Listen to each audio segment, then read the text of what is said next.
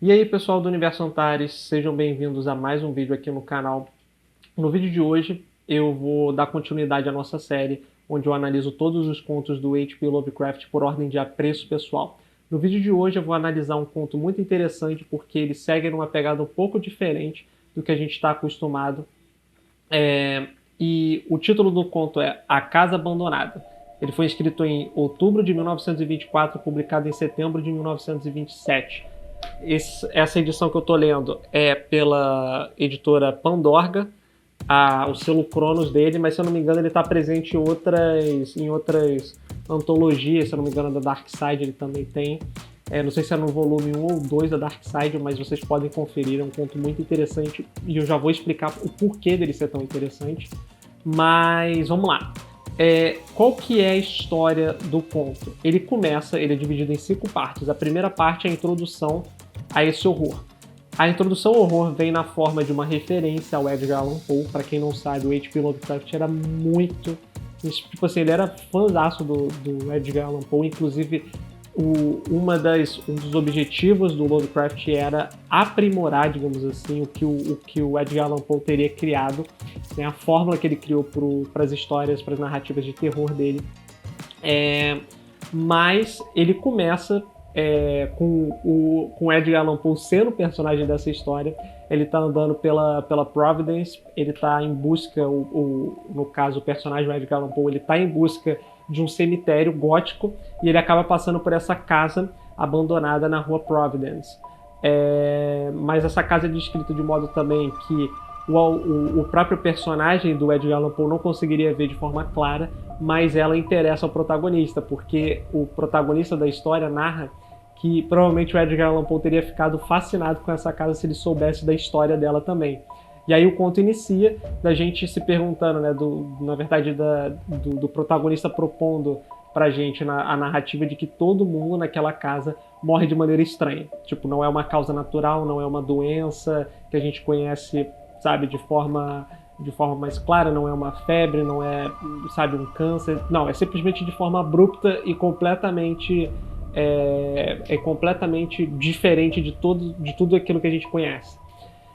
Então, o conto ele dá início à segunda parte com o protagonista.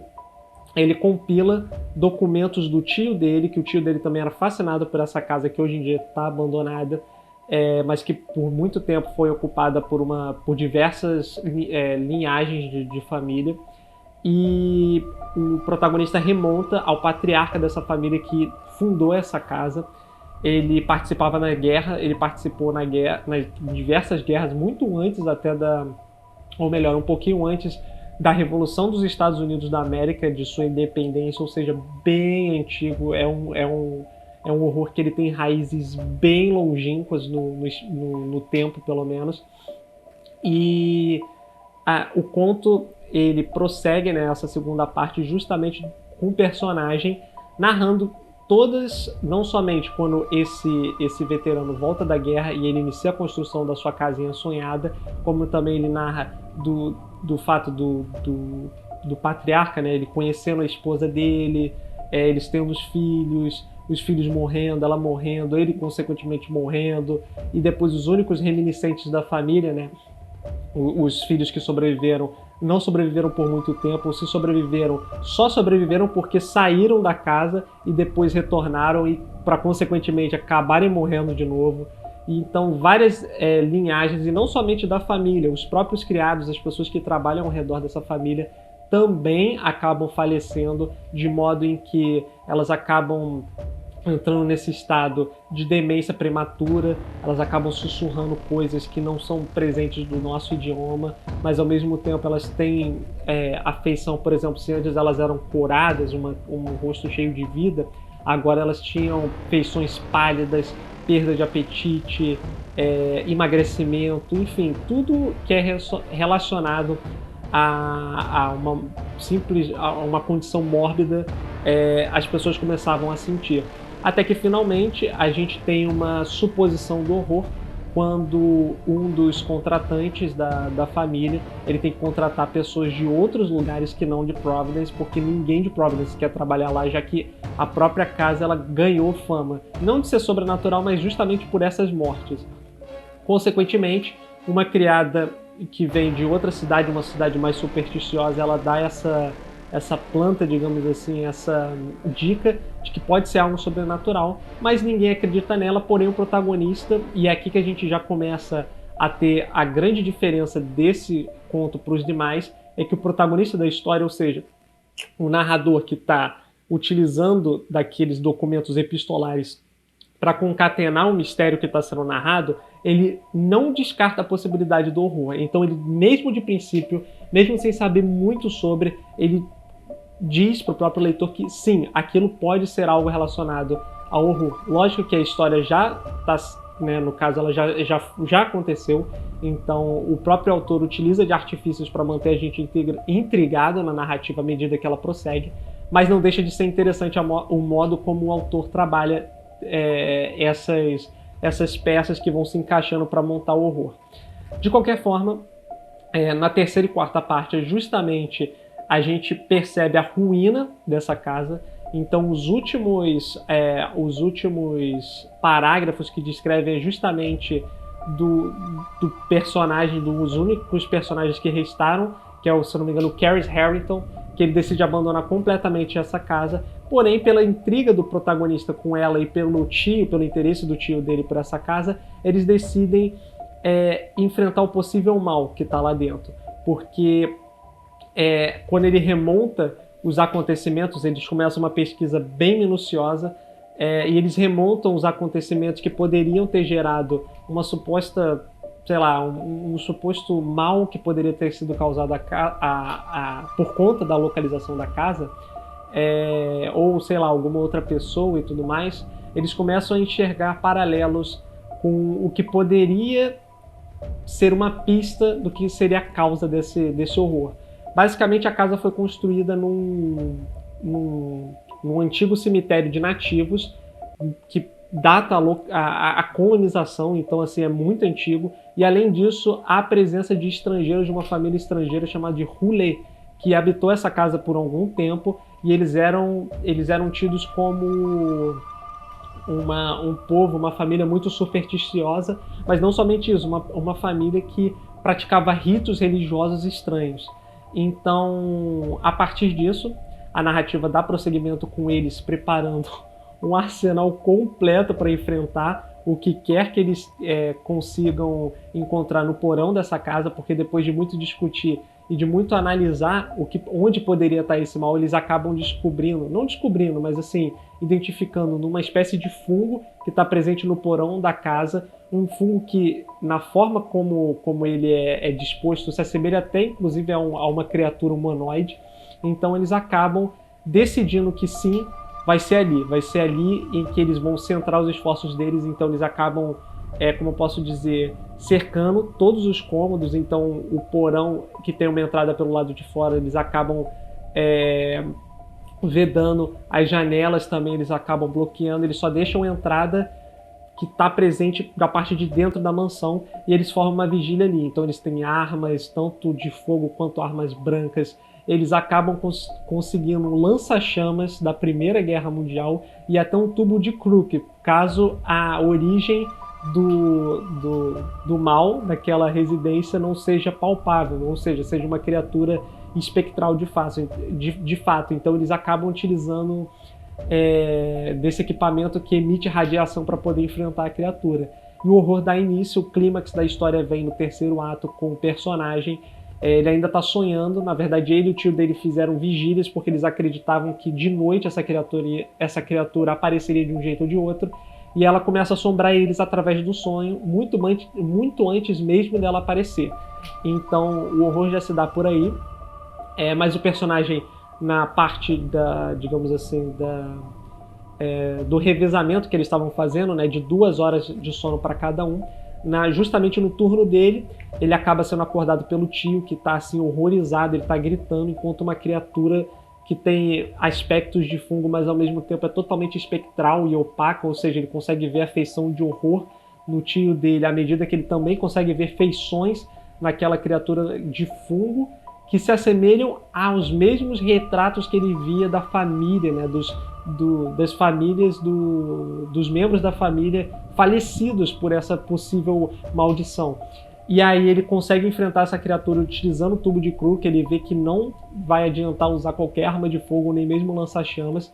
E essa criatura cede, o tio dele acaba falecendo, ele acaba fugindo da casa enquanto ele vê aquela criatura de faixa de óleo, assim, meio gelatinosa se arrastando, enquanto forma rostos de pessoas. Inclusive uma dessas pessoas que ele forma é do próprio tio dele, como se o tio dele estivesse tentando se despedir do protagonista, ao mesmo tempo que refrear aquelas criaturas para que ele conseguisse fugir. O personagem foge, mas ao mesmo tempo aí que está a grande sacada da história, ele não entra em desespero. Quer dizer, é uma situação desesperadora, ele sente medo sim, não deixa de ser um terror extremo, mas o personagem não recua diante disso. Ele decide voltar para terminar o que começou. Então ele traz uma série de aparatos, porque ele está decidido a encontrar a criatura que está ali dentro amaldiçoando aquela casa de um jeito ou de outro. Então ele começa a escavar o porão da casa à procura de um possível corpo, de uma possível cápsula que poderia estar, digamos assim, protegendo essa criatura. E de fato, depois de muito cavar, ele acaba encontrando. Ele só encontra o rastro da criatura, ele não consegue nem ver ela de forma completa, ele nem espera, o que é uma decisão muito sábia por parte dele. Ele só cava o suficiente para descobrir um braço gelatinoso, demoníaco, e ele sobe, então, né, ele acaba tendo que escalar a cova novamente, usa a máscara de gás e dissolve a criatura com ácido sulfúrico. Os moradores ao redor da casa, inclusive, relatam que eles ouviram um rugido assim descomunal, um rugido que não pertencia a esse mundo, ao mesmo tempo em que eles viam uma nuvem meio espectral, assim, amarelo azulada de assim, puro, sabe, como se fosse uma substância de fato, como se fosse um corpo saindo pelo não só pela chaminé, mas invadindo todo o horizonte da manhã, quer dizer, do final da tarde, no caso, e eles confundiram isso com com a possível usina que se situava ali próximo.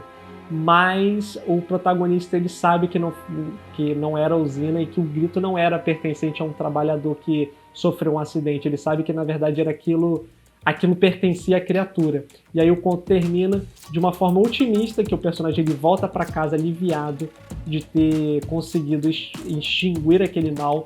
Ele escreve o conto não porque ele quer se esconder, não porque ele quer escrever um conto, na verdade porque ele quer homenagear o tio dele, que foi tão bravo, foi tão honesto, foi tão corajoso em enfrentar o mal daquela casa. E ele termina narrando que a casa não precisa mais, digamos assim, dos seus boatos sondando ela, porque agora ela já está florida de novo, o jardim voltou a florescer e as gramas, o gramado não é mais aquela grama pálida, meio insalubre, é algo vívido, é algo verde.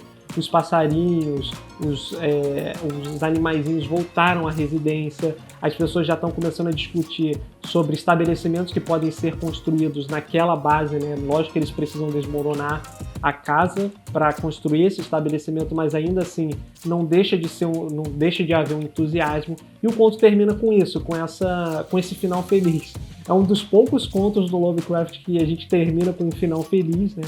É um final, eu diria, agridoce, porque o tio dele acaba morrendo, mas ainda assim não deixa de ser um final feliz, um final otimista, e representa o segundo tipo, né, das narrativas Lovecraftianas. Elas eram divididas em dois tipos. O primeiro, o purista, em que o personagem enfrenta o mal e ele acaba cedendo a ele, seja pela loucura, seja pelo enfrentamento físico, ele acaba falecendo. E a segunda tipo de narrativa é que o personagem ele enfrenta o mal e ele vence o mal. Na verdade, existem algumas narrativas pulp que ele de fato enfrenta o mal, mas acaba morrendo, e aí poderia ser considerado uma narrativa purista. Ou então ele acaba enlouquecendo, né, no final da história, que é muito comum. Mas nesse caso não, nesse caso ele sim fica com o trauma daquela história, mas ele consegue continuar a sua vida. Ele sente aquela sensação de alívio, de dever cumprido. E esse conto é muito interessante justamente por isso, ele segue aquela pegada mais pulp, é um conto mais frenético, cheio de ação, ele começa devagarzinho, assim, para o autor de fato plantar as sementes do que viria a ser o terror que é florescido no terceiro ato da história, mas depois que ele inicia, é primoroso a forma como ele termina. Então é isso, esse foi o conto, essa foi a análise de hoje, espero que vocês tenham gostado, comentem aí o que vocês acharam desse conto, se vocês já leram, ou se vocês pretendem ler, e deem sugestões também de outras narrativas que eu possa, de outras histórias do Lovecraft que eu possa comentar aqui, para que eu dê preferência deste modo. Então é isso, pessoal, vejo vocês no próximo vídeo e até mais!